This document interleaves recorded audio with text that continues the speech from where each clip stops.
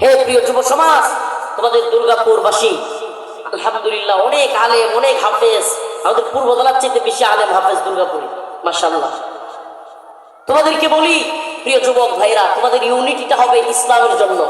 আল্লাহ না করে কোনদিন যদি হিন্দুত্ববাদী ভারত আমাদের উপর হামলা করে, এই দুর্গাপুরে মুসলিম যুবকেরা হবে মর্দে মুজাহিদ। তৈরি থেকো শাহাদাতের জন্য। এমন ভাবে নিজেকে তৈরি করতে হবে যে এই ভূখণ্ডে যদি কোনো উগ্র হিন্দুত্ববাদী আগ্রাসী মনোভাব নিয়ে হামলা করে, আমরা তাদেরকে প্রতিহত করবো ইনশাআল্লাহ।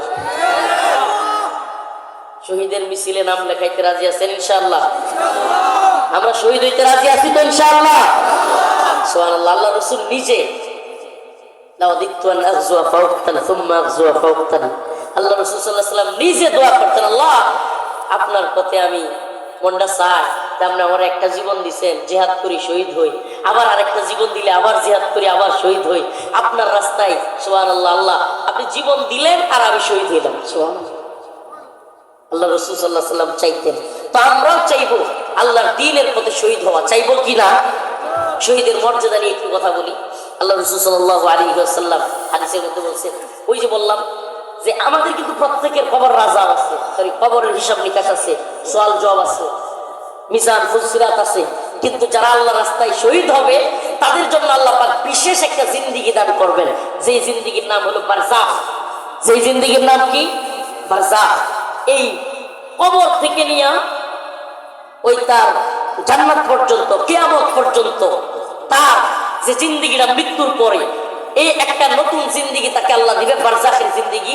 ওই জিন্দেগিতে তার কোনো প্রশ্ন নাই, সওয়াল জবাব নাই, ওখানে সে ঘুরতে থাকবে, উঠতে থাকবে সবুজ পাখির মধ্যে। সুবহানাল্লাহ। ওই ল্যাম্পপোস্টের মধ্যে বসবে, আল্লাহ জিজ্ঞেস করবে, বান্দা তুমি আর কি চাও? সুবহানাল্লাহ। আল্লাহ কি বলবে যে তুমি আর কি চাও? শহীদ বলবে, আল্লাহ আমি আর কিছুই চাই না, আপনি তো সব দিচ্ছেন, মানুষ যা দেয় নাই আপনি তার চেয়েও বেশি দিচ্ছেন। আবার শহীদ বলবে, তুমি কি চাও? বান্দা বলবে, আল্লাহ আমি কিছুই চাই না। তৃতীয় নম্বরে আল্লাহ যখন বলবে তুমি কি চাও, ওই শহীদ বলবে, আল্লাহ আমার দুনিয়ায় পাঠায় দেন, আমি দুনিয়ায় গিয়ে আমনের পথে আবার জিহাদ করে শহীদ হই। সুবহানাল্লাহ। আরো জোরে বলেন সুবহানাল্লাহ।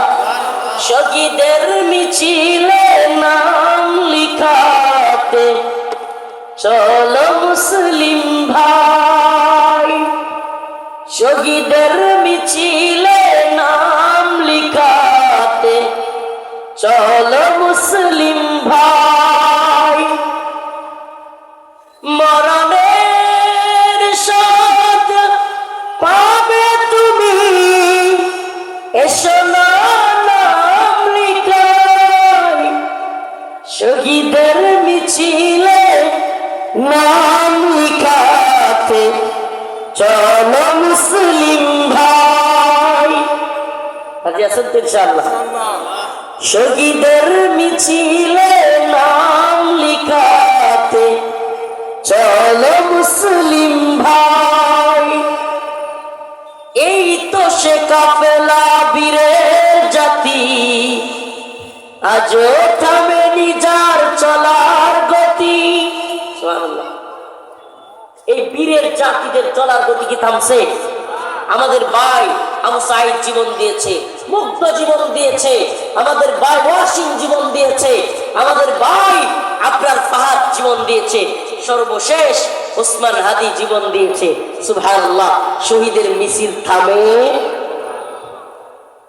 আমরা জীবন দিব, রক্ত দিব, কিন্তু বুলেটের সামনে, কামানের সামনে গোলামি জিঞ্জিরে আবদ্ধ হব না। আল্লাহু আকবার বলবই, এই দিন এই জমিনে বিজয় হওয়ার আগ পর্যন্ত আমরা থামবো না ইনশাআল্লাহ।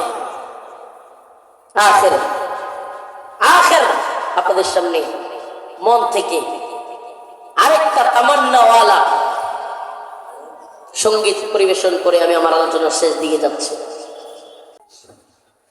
আসলে এই দুনিয়ার জিন্দেগিতে সুবহানাল্লাহ কোন ব্যক্তি যদি সহজে আল্লাহর কাছে ক্ষমা পাইতে চায়, একবারে সহজে, সুবহানাল্লাহ, শাহাদাতের চাইতে উত্তম কোনো পথ নেই। সুবহানাল্লাহ। আল্লাহর রাস্তায় জীবন দেয়া, এটা চাইতে সৎ আর কোনো পথ।